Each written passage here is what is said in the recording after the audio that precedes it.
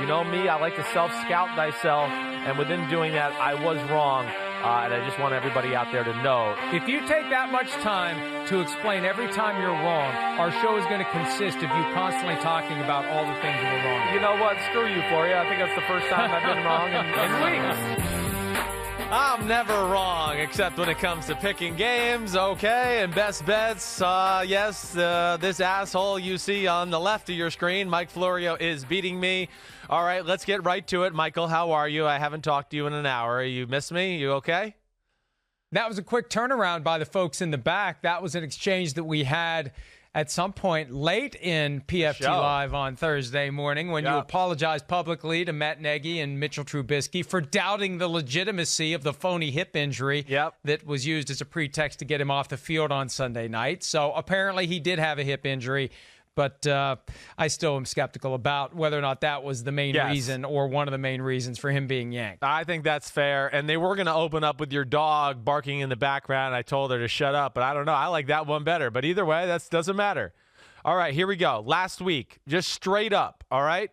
You were 10-4. I was 12-2. For the season, you got a 5-game lead on me straight up. All right, there we go. You know that's a very important one for me. I want to beat you in straight up, weekly, yearly.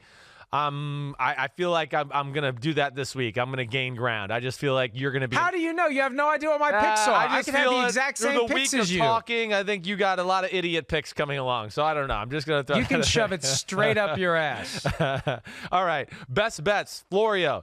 You did a great job. Cowboys, Kansas City, you got it last week. You went 2-1 with your best bets. I went 0-3. That really hurt me. It drives me crazy. And now in the best bets of the year, you do have a 3-game lead on me.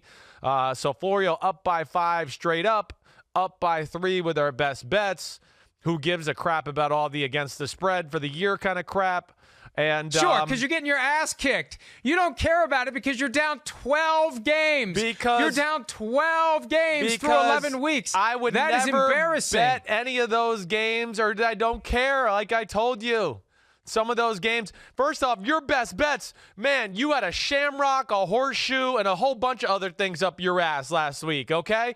Whole bunch of other things, but that's another matter. Let's get into this. Well, I think it's safe to say that you have none of those things up your ass because you were 0-3. I think we need to come up with a different name for best bets if that's the best you can do. Yeah, I know. Well, I'd really like to just narrow it down to one game a week, but that's not doable. And here we go. You ready? You still would have been 0-1. Okay, you still would have been 0-1. That's fine. That's fine. It doesn't mean I would have the record I would have for the year. You put all your eggs in one basket, and they all would have been busted anyway. Are you ready? Are you ready? Here we go. You know what I don't like about you is when I win weeks of bets, you don't ever bring it up on PFT. But when you win weeks, you lead off every show with it. Okay, so kiss it where the sun don't shine. All right, here we go.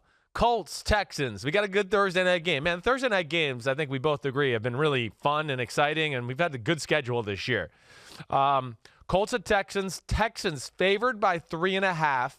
Over-under at 45.5. We talked a lot this on the show. I know where you're leaning here, but go ahead. Give your little explanation to why you like the Colts to win this one. I initially thought Texans, and as I talked about the game during the radio hour while you're still in bed from 6 a.m. to 7 a.m. Eastern, and I started thinking about it and looking at it and considering where the Colts are, how they've got to where they are, the 2 games they lost without Jacoby Brissett. He only missed 1 full game, but he missed most of the game against Pittsburgh. Both games they lost, and I think they would have won if he had played, and they would be 8-2 right now. And I think if they were 8-2 right now, they'd be favored, and I'd still like them to win, and I do like them to win right now, even though they're 6-4 like the Texans. And I think the Texans are reeling from what happened to them in Baltimore, 41-7 loss. Not enough time to fully digest it. You may have some guys in the locker room who at some level acknowledge this really isn't our year. If we can't hang with the Ravens in the middle of the regular season, how are we going to hang with the Ravens or the Patriots in the postseason? And I think this is just a situation where the table is set for the Colts to steal it. They've done well against the Texans recently. Jacoby Brissett is very underrated. You had him in the top 10 when you reconfigured your quarterback rankings a couple of weeks ago before he suffered that knee injury. I like the Colts in this one, 27-24. So they're getting 3.5. easy to pick the Colts to cover, easy to pick the Colts to win, and they may be one of my best bets of the week, although I resist doing it on Thursday night because I like to be able to market and push and sell our best bets into the weekend. But I really do like the Colts tonight after last night thinking I like the Texans. Yeah, I'm with you. I'm going with the Colts as well. I am. I just look at it, and now we do think, Pete Dimalitis in the back. Tell me some injuries, okay, for both sides, because I do think like Will Fuller is an interesting one. I know T.Y. Hilton, we're expecting him to play, right? They are game-changing type players where I would just like to know. Does think that we have no Marlon Mack in the game for the Indianapolis Colts. Of course, with that offensive line and the way they blocked last week, and I think they're coming along. Jonathan Williams, he had a good game too. But clearly Marlon Mack is more talented to me than him. But I think ultimately you said a lot of good things. And I think that's where I agree with you. I think first off, the Colts defense, even though they don't reinvent the wheel every week, I would like to see, they're another defense I just would like to see be a little more creative on a week-to-week basis. But they are sound. They have some real difference makers on the front four. And, of course, arguably maybe the best middle linebacker in football in Darius Leonard. He's in that conversation, but have a plethora of pass rushers and pass rushers on the edge that I do think can contain a guy like Deshaun Watson. And then, I feel like I'm blue in the face with this. I don't like the Texans' defense. And I think these are the games that they're in trouble because they're going to have to worry. The Texans' run defense is still good. It's good. They got some big people, but this is a different animal when you're playing the blue wall that Jim Irsay built, okay? And you're going to have to put a little more eggs into that basket. I don't like the Texans' secondary, and that's where, T.Y. Hilton's health will be a big issue for that Texans team. If he's healthy and even close to 100%, I think they're going to have their hands full. I'm with you. You said 27-21 Colts? I said 27-24 Colts. Oh, okay. And I'm going 3-point victory, too. I'm going Colts 23-20. Either way, we both got the Colts to win this game and, of course, cover the spread because they are underdogs. Colts have T.Y. Hilton questionable with a calf injury. He's missed 3 games in a row. He's suggested that he'll be good to go. Eric Ebron has an ankle injury. He's questionable. And out for the Colts, Marlon Mack, their running back, but Jonathan Williams did well last week without him. Paris Campbell out with the hand injury. And for the Texans, Will Fuller is questionable with the hamstring. He was questionable last week, didn't travel to Baltimore. They downgraded him a day before the game. Home game, who knows? He may or may not be good to go, but that's the big injury to keep an eye on for the Texans because they could use Will Fuller. They could use any help they can get for Deshaun Watson. Yeah, that's right. That's exactly right. All right, so we said enough there. Either way, we're both excited for that game. Should be a good one tonight. All right, Bucs, Falcons. The resurging Falcons, who are a different team all of a sudden after their bye week. Buccaneers going to Atlanta. Falcons favored by 4, and the over-under is at 51.5. Go ahead, Mike. Yeah, look, the Falcons have beaten the Saints handily on the road. They've beaten the Panthers handily on the road. They've got 3 more games against NFC South rivals, all at home. It's Bucs, then Saints on Thanksgiving night, then the Panthers 10 days later. And I like where the Falcons are right now. I don't know what they did during the bye week. Matt Ryan told me after the win against the Panthers that they really didn't do anything. There was no team meeting, no big speech. They appreciate the fact that a coaching change wasn't made, and they were able to just focus on the things they need to do better, and they've been doing them well. To win on the road against a pair of division rivals who are both playoff contenders, and I guess we can say, well, the Panthers still are, but not the playoff contenders they were a couple of weeks ago. Impressive wins by the Falcons, and I think this is the easy one. They've won the 2 hard ones. Beating the Buccaneers, who are 3-7. I know that Buccaneers have been in some close games, but they did not look good against the Saints last weekend. I think they're in the process of disintegrating. Dirk Koetter, the former Buccaneers head coach, gets a little shot at revenge against the team that fired him. How dare they fire a guy who deserved to be fired? But still, there's some hard feelings there, and there's some inside information about how to deal with Jameis Winston. Not that the Falcons don't already know from playing him twice a year, but Dirk Koetter can help refine and focus their game plan to confuse and confound Jameis Winston and get him to have one of those moments where he tries to do more than his physical abilities will allow him to do. I like the Falcons in this one, 30-20, and it may be even worse than that. Yeah, okay. I mean, you made a lot of strong points. I do think the Dirk Koetter factor is real. The Falcons, the defense is the big story to me. I just think they're doing a few different things on that side of the ball, let alone a little healthier and things like that as well that have made them better.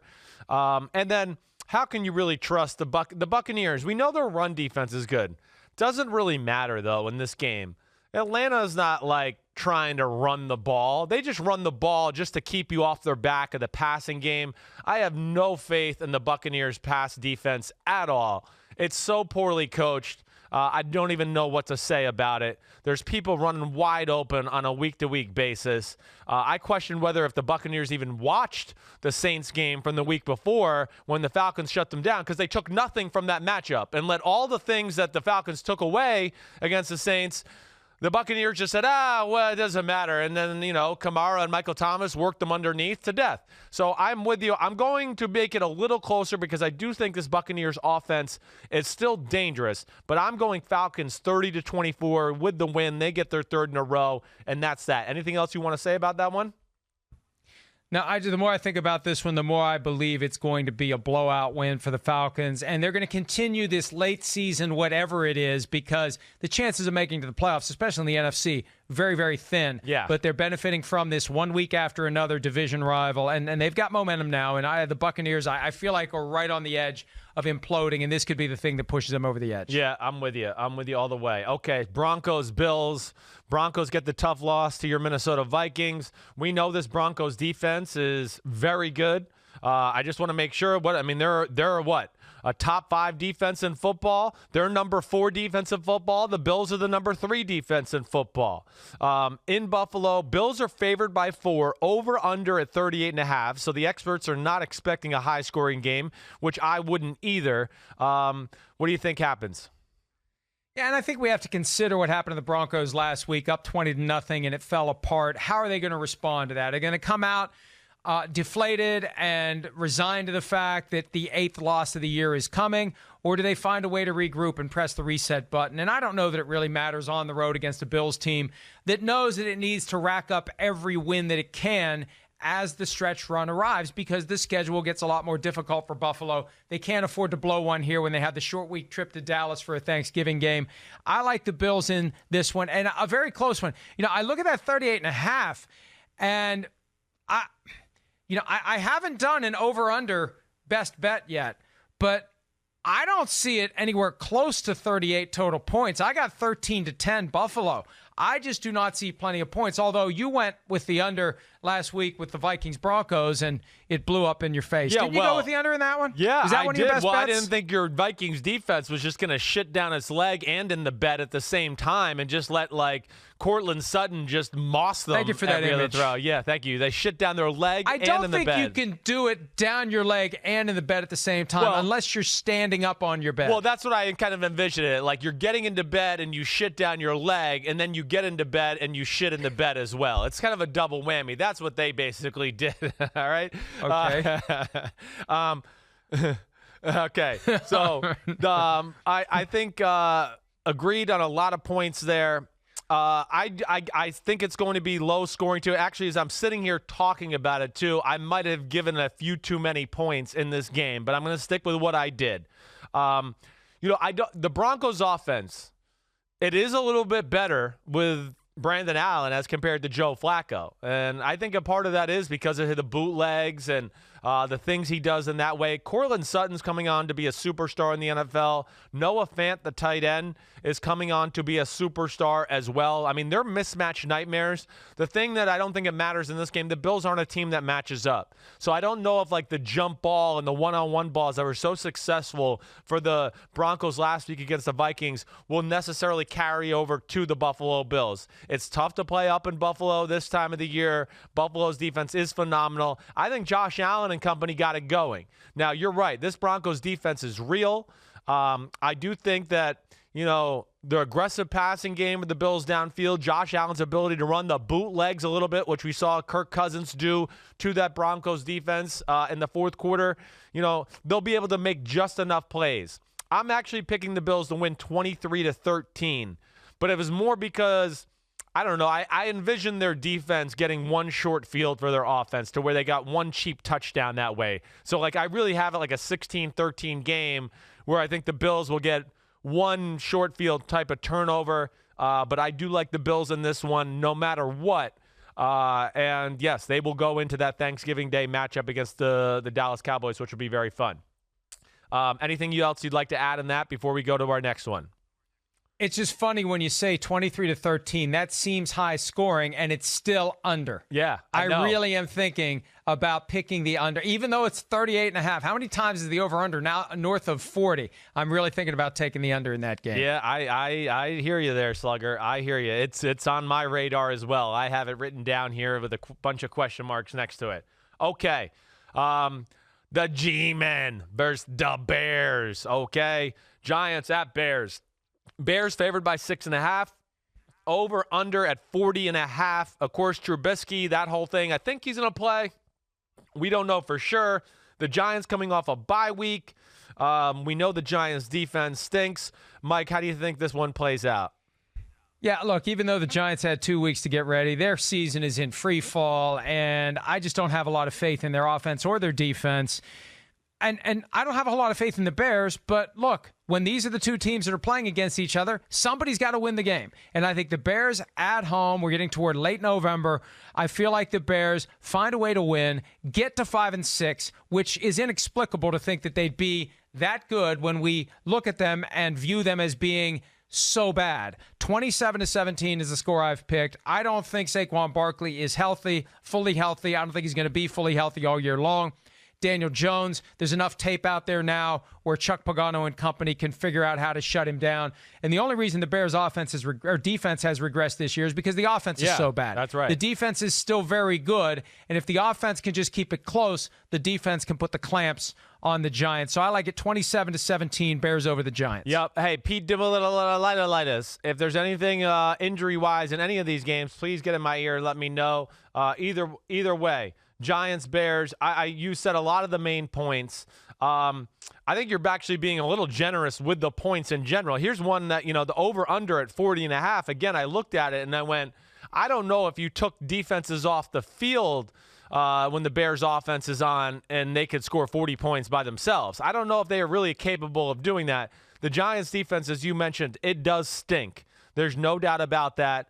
I do think this is a game the Bears' defense does create a turnover on Daniel Jones. If there's one flaw to Daniel Jones, and I know you wrote this in Pro Football Talk about a little bit of a turnover problem with Daniel Jones. It's not necessarily that he does dumb things. He is too fearless in the pocket. That is my assessment of Daniel Jones. He will sit in there, and he doesn't care if he's gotten lambasted 5 times in a row. He sits in there every time and keeps his eyes down the field, and he's a better athlete. He needs to get out of the pocket every now and then. Abandon ship sometimes. First read's not open. Second read's not open. Your offensive line's not good. Get the out of the pocket. Make something happen. That would be my only thing about him. But I would rather have it this way than the other way. I would rather have a guy that stands in the pocket and tries to make it instead of a guy who's jittery in the pocket and always runs and leaves it. So either way, though, I do think that the Bears get enough offense. I think their defense gives them one short field. I'm going Bears 24-14 in home in Chicago. They find a way to win this one, and I just think, yes, their defense will overwhelm the Giants, and I don't trust the Giants' defense, as we know. Yeah, I agree with you. And look, it's amazing to think the Bears are still alive in the NFC, but I don't think they're going to be alive for a whole lot longer. And, oh, my gosh, they're playing the Lions on Thanksgiving. Yeah. For the second year in a row. Why did they do that? Why did they pick the same matchup? They did Vikings-Lions 2 years in a row, and now they've done Bears-Lions 2 in a row, and I guess it'll be Packers-Lions 2 in a row after that. It doesn't make any sense to me, and especially now that they have the cross-flex for broadcasting. I mean, it used to be very rigid. There had to be an NFC team for one of the games in the afternoon and an AFC road team for the other one, but now they'll do whatever they want, and they're not very creative with these matchups. Yeah, no, they're not. And that really will not be good, especially if like Matthew Stafford's not playing. That takes away some of the luster of that game. Okay, Steelers, Bengals. Steelers after helmet bash gate. Okay, they're going on the road. They have a long week where they got to prepare for the worst team in football. Steelers are favored by 6.5 on the road. Over under at 38.5. Go ahead, Mike. I could see the Bengals beating the Steelers in this one. I could see it, but I don't think it'll happen. The Steelers are banged up. They're not going to have Marquise Pouncey, their starting center. At a minimum, he's going to be suspended one game. I don't think there's been a final decision yet in his appeal. They've got injuries at receiver. Juju Smith-Schuster has a knee problem, and he's in the concussion protocol. Mason Rudolph stinks.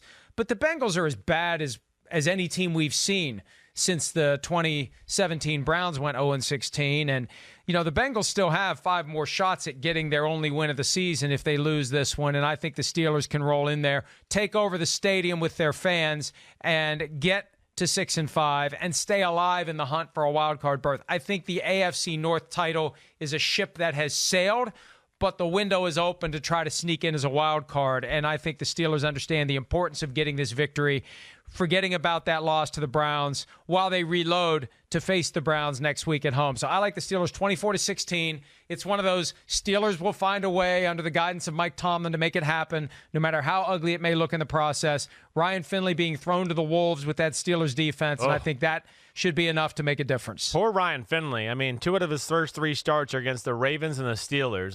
Those would be worst nightmares for seasoned, quarterbacks like Brady and Rodgers, let alone you're a rookie. And those are the 2. And then your other start is on the road, West Coast against the Raiders in the Black Hole. Not that defense is daunting, but that's not necessarily an easy place to play, and the Raiders are good. So poor Ryan Finley there. He has not looked good. Their offense looks good. The Bengals suck. The Steelers' offense, I worry about them to where, the Bengals, I think, will hang around. I think everything that got lost a little bit, the shuffle with the, helmet smashing by Myles Garrett, is the fact that Mason Rudolph absolutely was horrible in that game. I mean, horrible. Horrible. Did I get that out? Do you got me? It was horrible. Exactly. You said it. To where I would have been thinking about throwing Hodges in there, Devlin Hodges this week. But, Mason Rudolph, he was their draft pick, and they're going to let him fail 99 times over before they finally can say, oh, we'll move on. I don't see it. It ain't going to happen. When you have to reinvent an offense to throw the ball 4 feet, not a good thing for the guy that might be your franchise. I think we need to just move on, okay? But let me say this. Yeah. Hugh Jackson was on FS1 yesterday talking about the Colin Kaepernick workout, and at one point he was asked where Kaepernick would be a fit, and he mentioned one team, and that one team was the Steelers. And when you look at Mason Rudolph and Devlin Hodges, it would make sense. I don't know how Steelers fans would react. Yeah. And I think that the Rooneys don't want to find out how they would react. Right. But he would be an upgrade. Try to be objective, folks. He would be an upgrade over Mason Rudolph, especially the Mason Rudolph we saw last week coughing up 4 interceptions. So, yes. Hey, you want to make it to the playoffs? Maybe that's the move you make, although I don't think they're going to make that move. No, probably not, but he's certainly an upgrade. That's not even questionable. I mean, I don't even care. That's no doubt about it. I'm sorry I'm burping up my coffee into the microphone, all right? But I'm picking the Steelers to win 24-13. I do think the Bengals kind of hang around because the Steelers' offense is, I just don't think, capable of pulling away. And if you're the Bengals, as long as you don't turn the ball over and do stupid stuff like that, you can be a thorn in the Steelers' side for a little bit. But either way, Steelers 24-13. All right, Dolphins. Let me ask you a question. Yeah. I got a very important question. Right. You just mentioned that you're burping coffee into the microphone. You're very transparent about those sorts of things, whether it's you or whether it's me. Hey, you okay there? You're burping? Okay, let me ask you this. Yes. If you would ever fart during the show, right, and it would be audible, right, would you admit it or would you deny it? No, I would admit it all the way. I think you know me at this point that I really don't have much of a governor. So I would, especially if I was like, it comes out loud and I don't get one, out silently and I go, ooh, that made noise. I would just wear it. That's all I can do, right? I don't know why, that's such I don't know.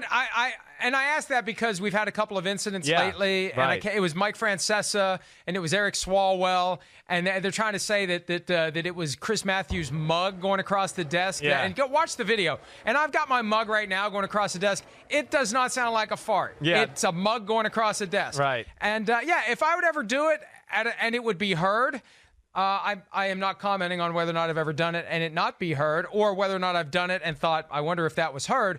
But if it ever would be heard, I would own it. I would enjoy it. And look, we're humans. If you're human and you don't do that, there's something wrong with you. Yeah. That's all I have to say. Well, yeah, hey, I mean, you hotboxing yourself in your own little studio in West Virginia is a sight for everyone to see. And with this day and age, with all the shit that's on the internet, I mean, oh my gosh, a fart? I mean, I could show you everybody a lot worse stuff on the internet right now than a fart. I mean, that's where I'm just Please don't. Yeah, okay, I won't. All right. Dolphins, Browns, don't get me off task here. I'm on a mission this week to whoop your freaking ass, okay? Here we go. Dolphins at Browns. Browns favored by 11 at home, over under 44.5. Ryan Fitzpatrick on the injury report, right? Didn't practice yesterday. He was limited, I believe. Limited in practice. Limited. And Myles Garrett. Does it really matter? No, it doesn't. Well, it does as far as the kind of shellacking that's given. Like, I would give the Dolphins a little bit more of a chance to keep it close if Ryan Fitzpatrick plays, because we know he is the guy that has a shamrock up his ass every now and then where you just go, how the hell did that happen, or how did he pull that off?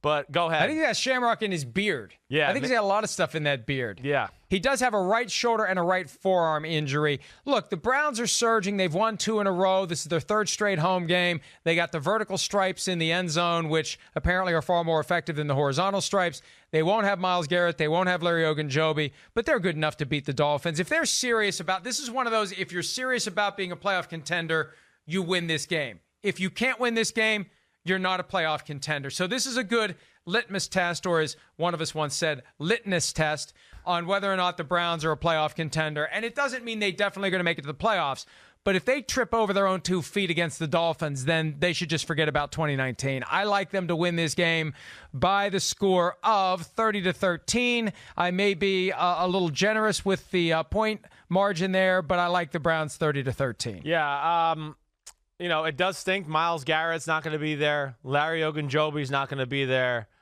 But, ultimately, I'm with you. The Browns are surging. And, their defense has moments of dominance. It does. And even out with Myles Garrett, I mean, that's a tough. What'd you say, Pete? Speak up. Olivier Vernon might be coming back. Okay, he's whispering. He whispers in my ear like he's going to tell, speak up, Demoletitis. He's speaking in a normal voice. You are just very loud. Okay, I'll bring it down a little bit. All right. So either way, I don't have no faith really in the Dolphins offense as far as consistency is concerned. I don't. I think if it's not Ryan Fitzpatrick, it's even more trouble with Josh Rosen. The defensive side of the ball, the Dolphins really have nothing great. They can't stop the run. The Browns can run the ball. I'm with you. I think they're surging. Baker Mayfield's taking care of the ball. I like all those aspects, and I have a very similar score to you. I'm going Browns 31-16 at home, and yeah, I would be shocked if they don't really kind of control this game from outright. I would say the score is probably even worse if Myles Garrett and Larry Ogunjobi are on there, of course, but they're not. That would be the only thing that concerns me a little bit, is just they're a little thin in the D-line. That would be my biggest concern in this matchup, but I just don't know how the Dolphins' defense can match up with all the things the Browns have to offer on the offensive side of the ball. That, to me, is the big thing. The Browns' offense has played good against all the good defenses in football, too. They just find ways to mess it up, and lately they have not been messing it up, which is encouraging, and that's why I go that. You want to do anything else, or are you ready to go to Panthers-Saints? No, I'm surprised we talked about that game as much as we did. Yeah, I know. The crazy thing is the Browns aren't out of it either. They're 4-6. No. I think. Hey, like I said, this is a litmus test for the Browns. If they want to be a serious contender, they win this one, and they're still very much alive. Yep. Panthers-Saints. Panthers are in a funk right now. They stunk last week. Saints won against the Buccaneers, but I think the score was a little bit misleading. When I watched back that film, I wasn't as impressed as I thought I would be with the score being 34-17. But either way, the Saints are at home, favored by 9.5, over/under at 47. Go ahead, Mike, get after it. Yeah, it feels like the Panthers are falling apart, just like they were falling apart last year when they started 6-2 and finished 7-9. They've lost 2 in a row after they were 5-3 to start the season. Kyle Allen being exposed with the 4 interceptions last week, one of 4 quarterbacks to throw 4 interceptions last week. And the Saints in the process of getting back on the right side of things after losing to the Falcons. And in the division, you never know what's going to happen, but I think the Saints good enough to win this game. I've got it 31-20. Maybe it'll be a little closer than that. I don't know that I feel strongly about this one, but I think the Saints, with that rematch against the Falcons looming on a short week, they're going to want to take care of business with the Panthers and continue to move forward. They've got division title in their sights. They've got a bye in their sights, ultimately a shot at the number 1 seed. And I feel pretty good about where the Saints are right now, notwithstanding that loss from a couple of weeks ago to the Falcons. Yeah, with you there all the way. I, of course, like the Saints defense a lot. You know that, the way they play. You know, of course, Carolina's offense is scary lately. The way Kyle Allen has played at quarterback, he's been careless with the football in some big moments. And yes, this defense, he's going to play in New Orleans on Sunday, is certainly better than the Falcons and the Green Bay Packers defense he played. So I look at that. You know, the other side of the ball with the Saints versus the Panthers defense, I will say this much. The Saints' lack of downfield passing or lack of scariness pushing the ball down the field in general does scare me a little bit. Carolina does have the type of defense that they can take away the short passing game.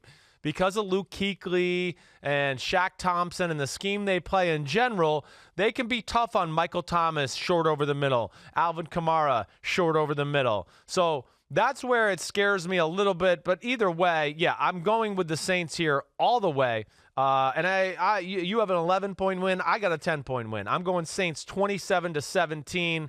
I think the big thing is the Saints getting back to running the football. You can run on the Carolina Panthers.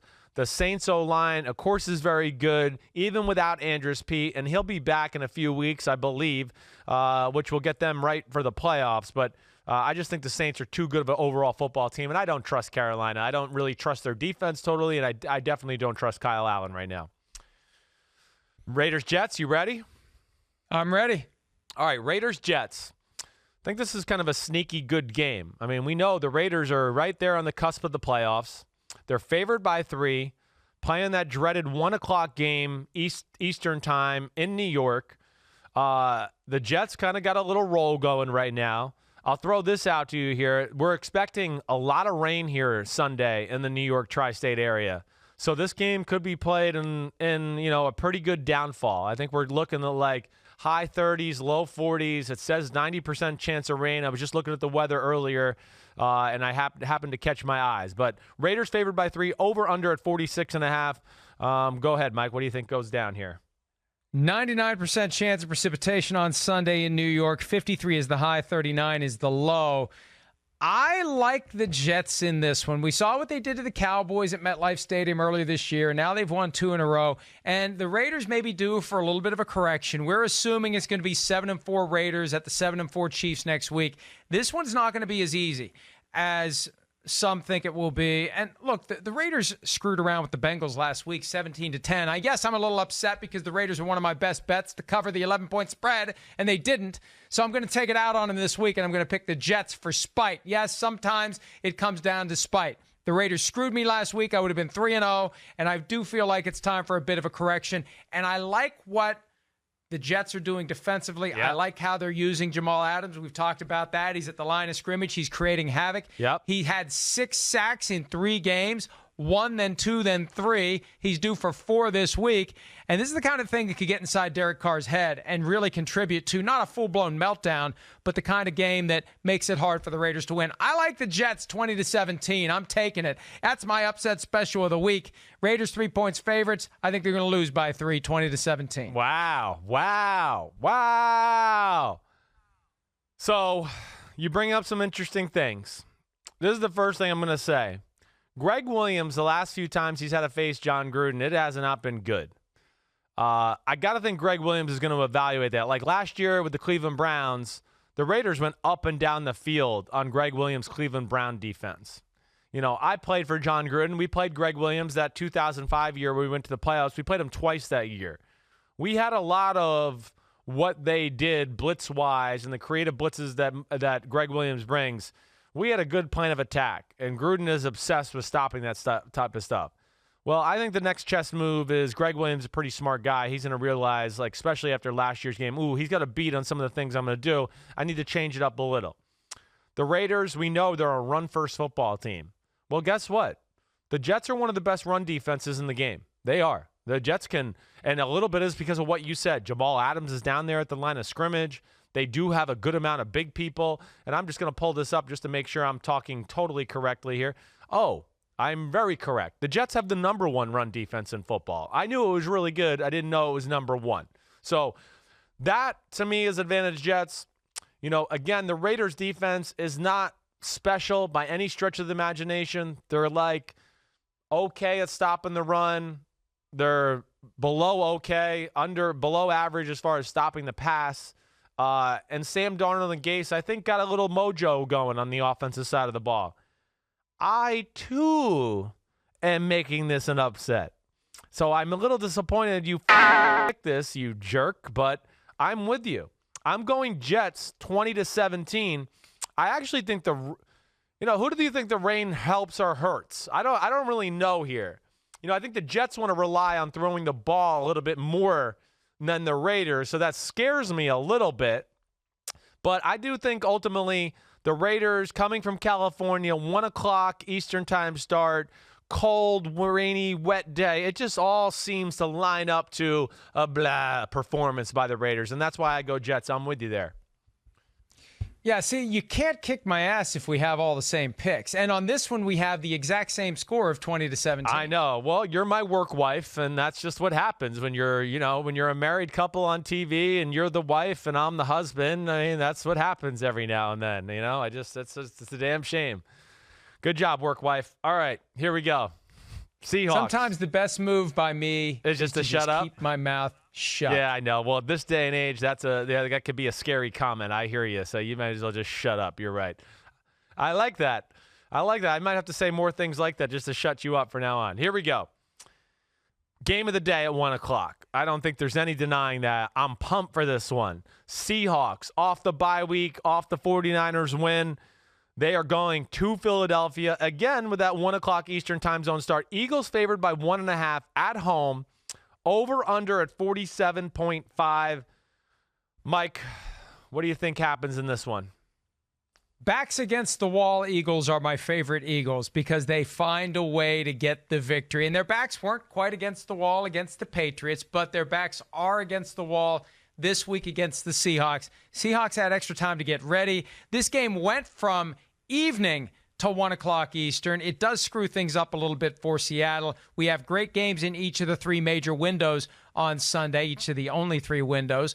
The 1 o'clock is now Seattle-Philly, 4:25 Dallas-New England. We got the primetime game, 49ers-Packers, and I like the Eagles in this one. And this is just one of those gut feel games. I think the Seahawks are the better team, and I think this is one of those, if you play it 9 out of 10 times, the Seahawks win, but the 1 time out of 10 the Eagles win is the time that's going to happen on Sunday. 27-24, just enough by the Eagles offense, just enough by the defense. That score may be a little high. I'm still going to stick with 27-24. Eagles 27, Seahawks 24. Eagles get to 6-5, and by the end of the day, it very well could be the Eagles tied with the Cowboys atop the NFC East. Damn. I got the Eagles winning, We too. agree on another one? Yes.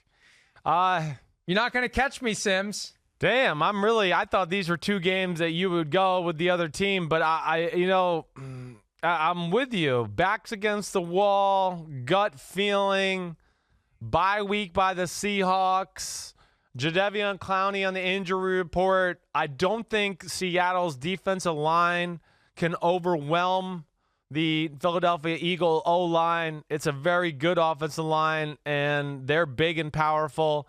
And the Seahawks are not a team that's going to like what Bill Belichick did and stuff last week to the Eagles, have all this crazy game plan stuff. So, I don't think the world of this Eagles offense right now. I do, but they will run the ball. They've gotten better at that as of late, certainly. And again, I just don't totally trust the Seahawks secondary. I know I say that a lot when we talk about them, but I just don't. And, I think this is the type of matchup where Carson Wentz will have just enough time to make plays against those big, long corners of the Seattle Seahawks, who are not very good of getting in and getting out of breaks. They're not great that way because they're so tall and long. And, the other side of the ball, the Eagles' defense is back. I mean, they're back the last few weeks. I mean, ever since really that Eagles game, not the Eagles game, the Cowboys game on Sunday night, they've gotten healthy, and they've played phenomenal. I mean, they played really good football. And, I know you've heard me say it over the week. Fletcher Cox is back to being a game wrecker. They got guys on the edge who are not superstars, but they're all good against the run. And, they're good pass rushers. And I think that they can contain Russell Wilson a little bit. But the big thing is Schwartz does game plan specific stuff that I like on a week-to-week basis. And now that he's got Rodney McClown and Malcolm Jenkins at safety, and then he's got his three corners and Jalen Mills, Darby, and Avonte Maddox back, they can do a lot of different stuff there. And I'm with you. I mean, this one was a tough one for me. It's hard for me ever to pick against Russell Wilson and the Seahawks, but I came away in a similar game when they played the Browns early this year. The Browns outplayed the Seahawks in Cleveland, and the Browns just screwed it up. I don't think the Eagles will screw it up, and that's why I'm going Eagles 24-20. So we're both right there once again. I just can't believe it. I thought these were two games we were going to have some disagreements on, but we're not. Have we disagreed on anything yet? I don't think so. No. Damn it. Unbelievable. Jeez. Okay, here we go. Last one of the 1 o'clocks. Lions, Redskins. Let's not be too long on this one. Who gives a damn? Let's go. All right. The Lions in Washington. I like the Lions to win. Jeff Driscoll gets his first victory of the season. I think he finagled one win last year when he was playing down the stretch with the Bengals. Washington just stinks. They're horrible. Their stadium's going to be overrun by Lions fans, even though the Lions aren't worth watching this year. The Jets fans overran it last year. Washington is an embarrassment, and they're going to lose another one. Here come the Lions to get a win. The Lions, a better team than the record indicates. Even without Matthew Stafford, I like the Lions to win this one, 20-13. Yeah, with you. Jeff Driscoll threw the ball a little bit better last week than he did the week previous to that in Chicago. He can run the football. I'm with you. The Redskins just aren't good. I have no faith in the Redskins offense at all. Dwayne Haskins, we know it's been raw. I've seen a few throws here and there where I went, ooh, that looks good. But I can't say that I'm impressed with Dwayne Haskins at all at this point. And to me, that would have been the reason I would have stuck with Jay Gruden throughout the year. Because I think if you were going to pull the trigger to go with Dwayne Haskins, Jay Gruden would be doing more for Dwayne Haskins right now than what's being done for him in general. But I don't know. There was this notion out there that Jay Gruden was trying to make that fail altogether. Yeah, sure. He wanted to make this first-round pick fail so he could fail and get fired. Like, blow me with that bullshit. Here we go. Lions 23-16. You like that analysis? And that's that. You have a right cob on today. I have a right cob on today. Yes, I do. Okay. Now, the marquee game. Or no, I'm a game in front here. Jaguars-Titans. Okay? Not the marquee game of the day. Not the marquee game of the game, Titans. but a game that still has meaning. We know that because, like you've said, the AFC is so up for grabs. It's looking like a year where 8-8 could get into the playoffs in AFC. Jaguars at Titans. Nick Foles, second game. Titans favored by 3.5 after their bye week and their last win against the Kansas City Chiefs. Over/under at 41.5. What do you think goes down here, Michael Florio?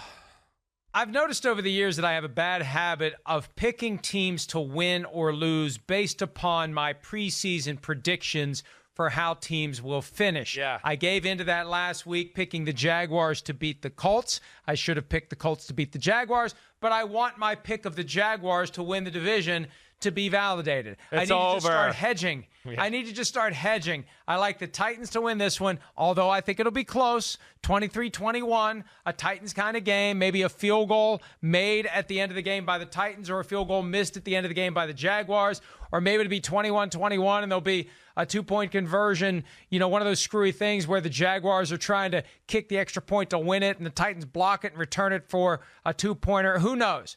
But the Titans find a way to get to 6-5, and they'll be tied for second place in the division. And they're still a team that we have to look at as a potential division champion. They beat the Chiefs. I mean, think about that. the Texans beat the Chiefs, the Colts beat the Chiefs, the Titans beat the Chiefs.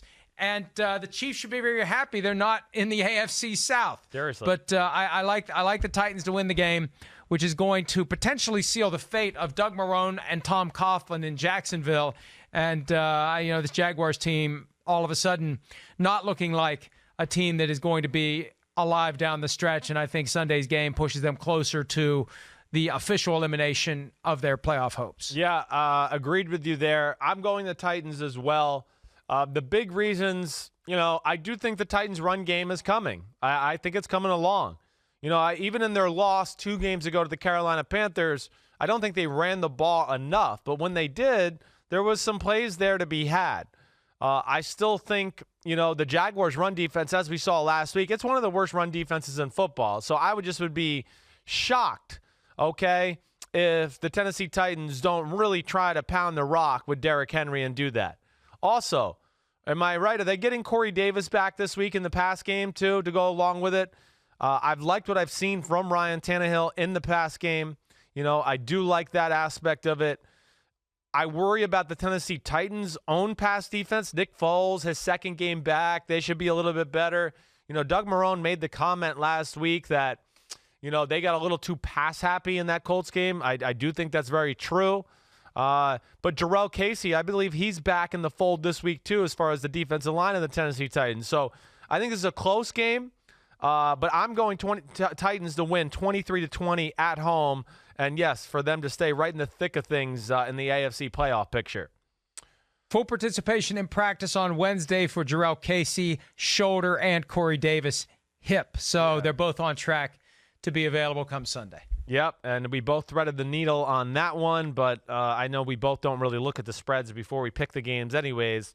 So that's that. Now to the marquee matchup of the day. The Cowboys, the Patriots. Of the afternoon. Of the afternoon, you're right. Yeah, what do you like better, the Seahawks-Eagles game or the Cowboys-Patriots? Which one's the better game to you? Cowboys-Patriots. Okay. But the game of the day is 49ers-Packers. Yes, it is. There's no doubt about that. So we got Cowboys-Patriots. Cowboys going into New England.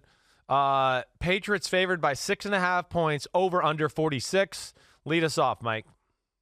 Yeah, look, I was buying your notion that the Cowboys have a chance to win the game, and maybe they can figure out some way, somehow, to score more points than the Patriots are able to score.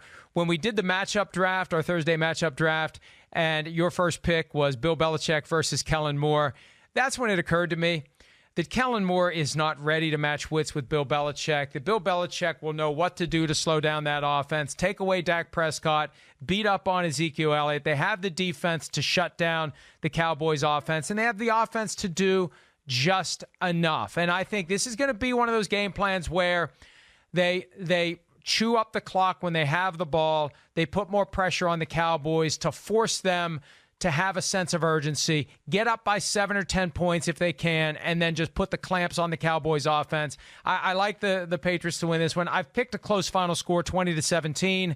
I don't think I'm going anywhere close to this one when it comes to Patriots or Cowboys winning via best bets, but I do take the Patriots not to cover, but to win straight up 20-17. Yeah, I do expect this game to be very close. I think the Cowboys pose a lot of problems for the New England Patriots. Now, I'm not going crazy here. It's New England at home, and I've seen this story before.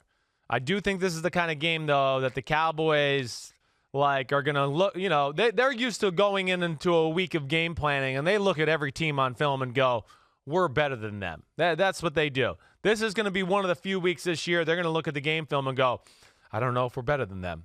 And I think that will get them detail-oriented and realize that they got to be all over their P's and Q's and dot their I's and cross their T's and all those things.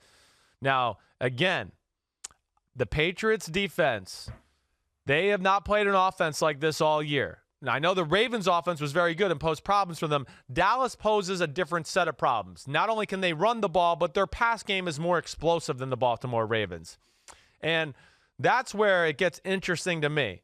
Bill's going to have to make some decisions on certain down and distances of, do I want to let them overpower me in the run game, or do I, want to put my corners in some vulnerable positions against 3 pretty good receivers down the field in the pass game. That's where it's going to get very interesting. And you said it, the New England offense, hey, it's just not that good. There's no other way to say it. There's nothing to sit there and go, oh, it's great. They do this good or they do that great. The only thing they do good really right now is Tom and them don't make mistakes. They don't give the short field away. Other than Julian Edelman fumbling against the Ravens, I can't really even off the top of my head think of like a bad, egregious mistake the Patriots have made all year. So because of that, I am going the Patriots to win. I would not be shocked if the Cowboys pulled this off. I really would not. I'm not going to pick it. I have a similar score. I'm going 21-17 Patriots. But this could be one of my bets of the week. I'm not going to lie. This is on my radar. It's very high on my radar. I got a bunch of stars next to it. So we'll see how that plays out. But I think at the very least, it's a close game. I just can't see. So you're going to do this again. You're going to pick the Patriots to win, the Cowboys to cover, and you're going to make the Cowboys one of your best bets of the week. Are you kidding me? Did you learn nothing last week? Yeah, I didn't. I mean, you only have a 3-game lead, and shut your mouth. I didn't learn anything. So, but yeah, but I trust it. One thing I will never do, I'll never pick the favorite to win and the underdog to cover, and that underdog covering being one of my best bets of the week. I can promise you I'm never going to do that. But I know, and I get it. I totally get it. The only reason I think I would do it on this one is because I really think the Cowboys can win the game outright. I really do. Then pick them to win. No, have the guts to pick them to win. I don't have the guts to do it. I could see them winning. But you have the guts to pick them to cover and make it one of your best bets of the week. That makes absolutely no sense. I've seen New England lose games. Do you not realize how stupid that sounds? Do games like this where they're losing 17-14 and Brady will drive them down and they'll score a touchdown to barely win it. I would not be shocked if that's what happens. So that's that. Don't tell me what the bet. I'll do what the want to, okay? Here we go. Packers 49ers. Packers on the road. This is awesome game. Sunday Night Football. Watch me and Mike on Football Night in America. 49ers favored by 3, over under 47.5. We've talked about the familiarity with the coaching staff. 49ers got a lot of people banged up. Go ahead, Mike. Tell me what you got, kid. And here is one where I haven't done this all year. I am going to state a caveat right now.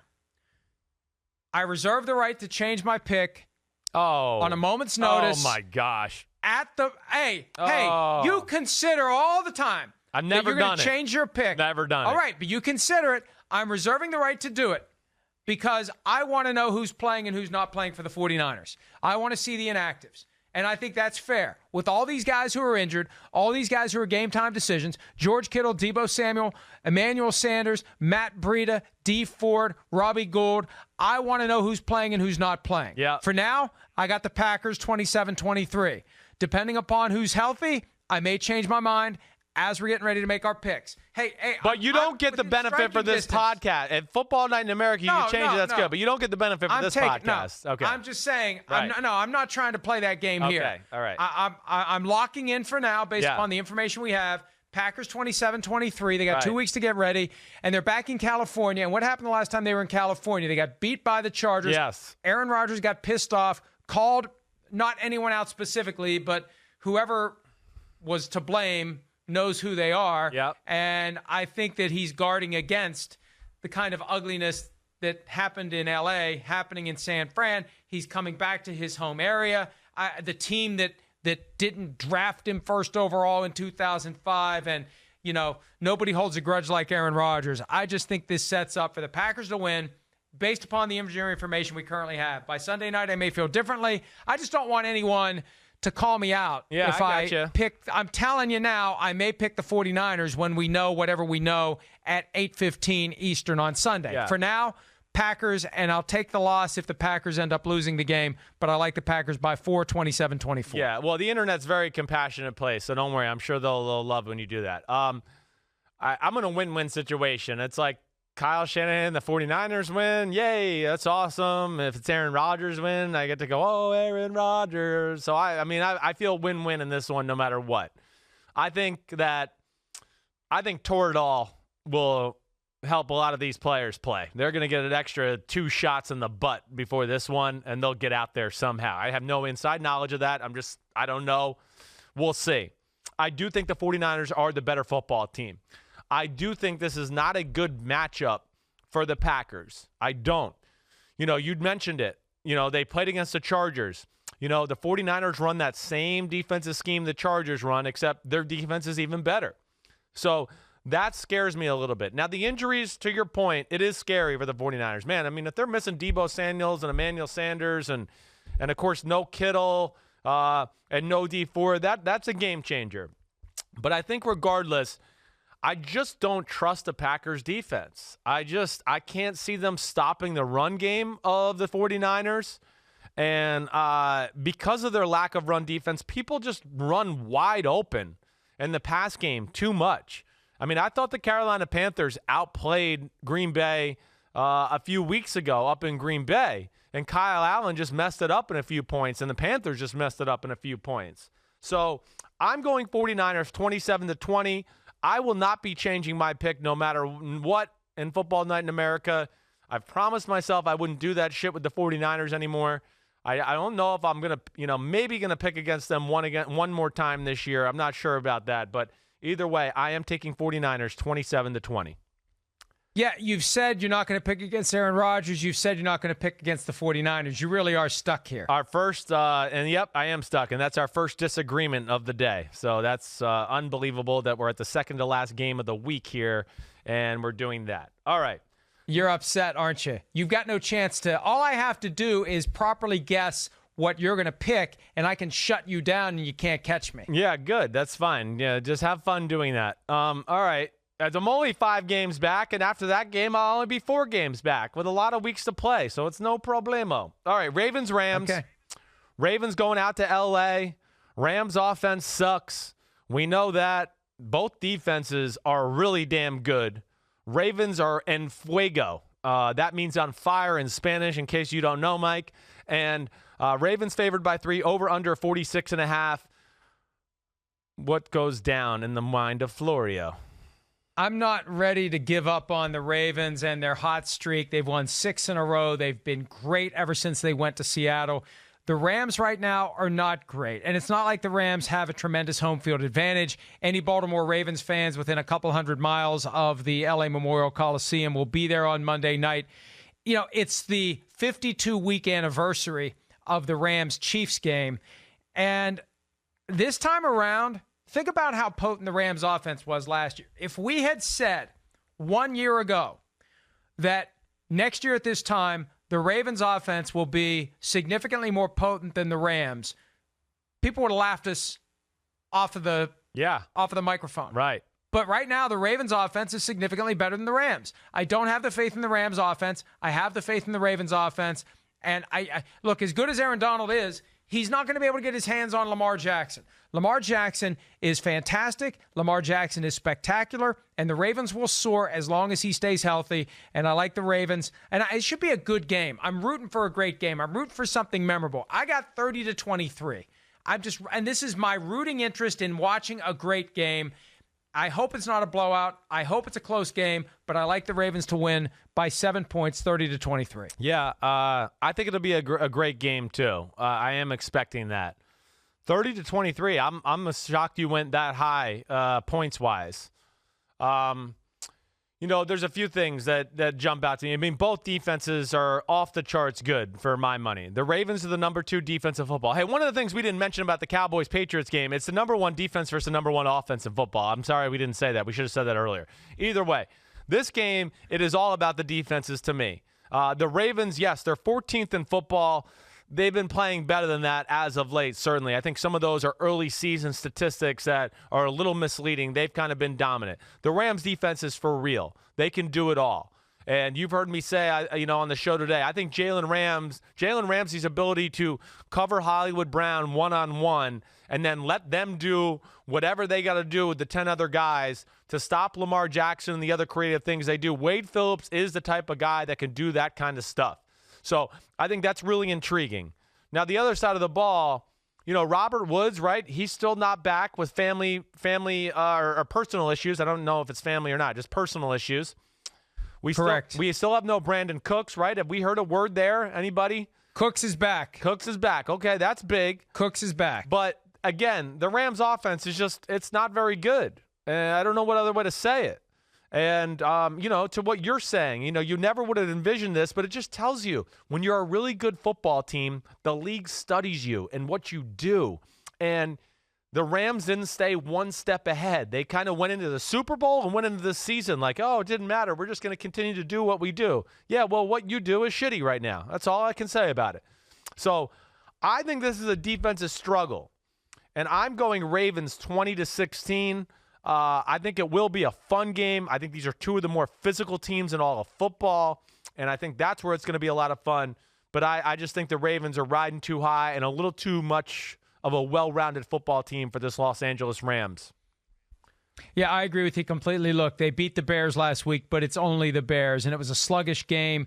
It was an ugly game, and I think the Ravens right now, until someone proves otherwise, the Ravens are going to continue to win, and they are trying to stay within striking distance of the Patriots. If they can close that gap of one game between now and Week 17, they're going to have the number one seed, and the Patriots would have to come back and play them. However, I do think the Ravens are going to be susceptible to a divisional round upset just like the Steelers were a couple of years ago. That's what's going to be fascinating to me.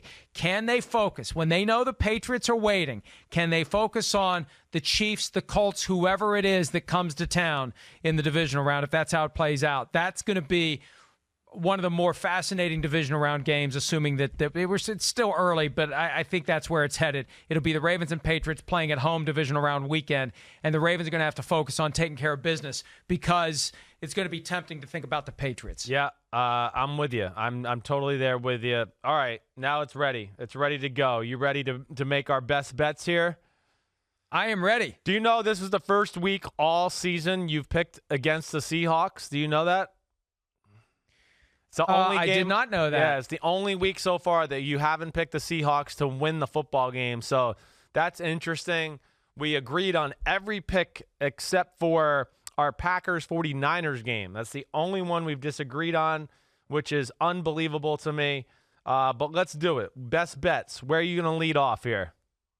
All right, I am going to lead off with the game that is going to be played at the Mercedes-Benz Stadium in Atlanta, Georgia. I like the Falcons to cover the 4-point spread.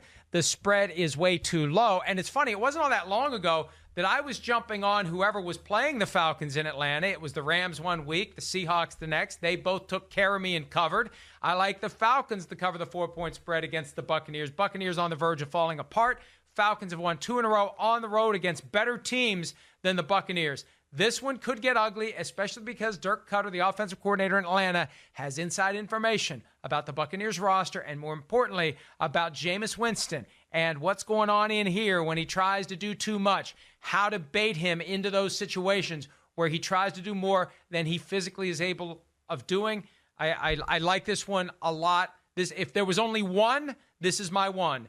Falcons -4, cover the spread by at least 6 points, maybe more. All right. I'm not mad at you. I'm a little too scared to touch that one. I am tempted to pick tonight. I really am. I don't know why I'm really not, actually. As I'm sitting here talking about it, I'm just going, why am I not picking the Colts for my best bets? I know I might. First off, I'm just going to go with this. I'm going to let that stew in my brain just a little bit more here. I'm going to go with the Browns. That's going to be my first bet. Browns having extra time to get ready for this game, coming off a Thursday night game. I think the Browns' offense really poses a lot of problems for that Dolphins defense. I don't think they can match up with the receivers, the weaponry there. The Dolphins can't stop the run. That's not good against the Browns. The Browns are very good at running the football. I think the Browns do have a little bit of their mojo going. And even without Myles Garrett, I just don't care. The Dolphins' offense is not good. And I still think a lot of Steve Wilks. I think he's still a very good defensive coordinator. And, with Gregg Williams and Denzel Ward on the outside, they've been very good when they're healthy and playing well. So I am going to go. I'm picking them to win 31-16. And I almost feel like I was being nice there altogether. I could see the Browns scoring 38, 40 points in this game and winning like 40-14, something like that. So I'm going the Browns as my first best bet.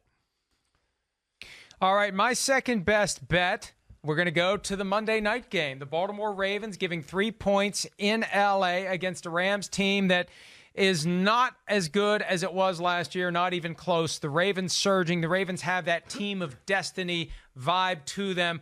I don't think 3 points is enough of a spread. Look, it's because it's really not a typical road game. It's going to be like a neutral site game because there's going to be plenty of Ravens fans there, as there always is at LA Rams home games. We just don't talk about that because the ratio isn't nearly as dramatic as it is for Chargers games. Right. But I like the Ravens in this one. Lamar Jackson in prime time. Not that he doesn't get flustered.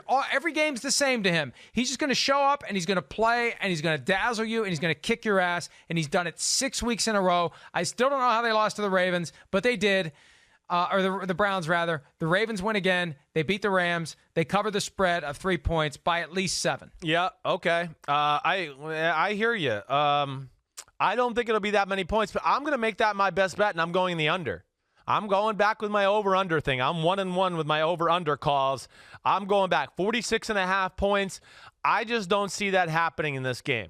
I do think the Rams have the creativity and the talent and everything else to slow down the Ravens' offense. So I think that they keep it low scoring there. And, of course, I think the Ravens' defense will keep the Rams low scoring as well. I had the game as being 20-16. That's 10.5 points under the over-under. I just got to go with that. I got to. I do think the Ravens win, but only by 4, so I'm not going to pick them as far as the spread's concerned, but that is mine. So we have a game we agree on. We both like the Ravens. You're going them to cover. I'm going the under. All right, pick number 3. Where are you going to go, Mikey boy? Well, we were talking earlier about that Bills-Broncos game with the over-under of 38.5 points, and I haven't done it yet. I haven't played either way an over-under for the best bets. I typically don't like that, but I have a feeling this week, a strong feeling, but it's not in the Bills-Broncos game. I'm taking the under in the Cowboys-Patriots game because there's no way in hell they're scoring 46 points combined. Bill Belichick is not going to let that happen. His offense can't score half of 46, and he's not going to let his defense give up half of 46. I could see it in the 30s. 46, way too high. Take the under. Hammer the under. Cowboys-Patriots under 46 points. Not a bad. I did think about that. Damn. Man, we're really working too much. I'm going with the Cowboys to cover. That's what I'm doing. Because I think the Cowboys can win this game. And I know I picked the Patriots to win by 4, but I'm only going off of a reputation and everything like that. I could really see the Patriots being down late in this game and kicking a game-winning field goal, doing something like that. Like I said, I do think the Cowboys can beat the Patriots straight up. I think for the second week in a row. I know. This is some kind of weird hedge that you do. I guess it is. Patriots to win, Cowboys to cover, yep. And best bet Cowboys to cover. Just too many points. 6.5 points. I just can't see them winning by more than that. I don't see that happening. I really don't. So I think that's crazy. And like I said, I am picking the Patriots to win by 4, but I don't even feel that good about that. I really don't. I will not be shocked if it's late in the game and the Patriots are losing and have to go down and make one big drive and, Tommy Clutch Brady makes it happen for them to kick a field goal, score a touchdown, whatever it is. But there's our best bets. You got the Falcons, you got the Baltimore Ravens, and then you're going with the under and the Patriots Cowboys. I'm going with the points with the Cleveland Browns. I think they'll win by more than 11.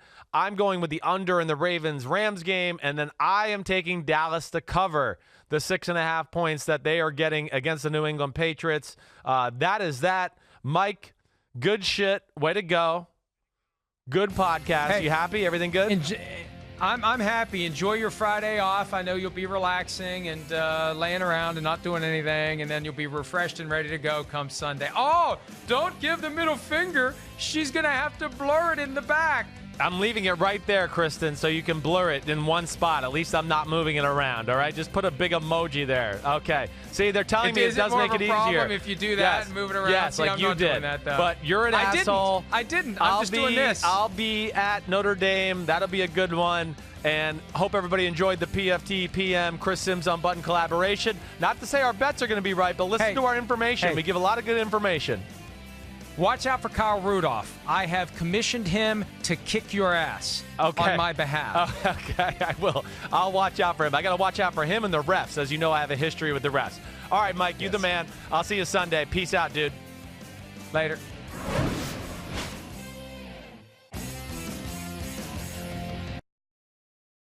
Yo, what's up? Come on, man. Subscribe on YouTube to Chris Sims Unbuttoned Podcast. I need you. Please hit the subscribe button, please.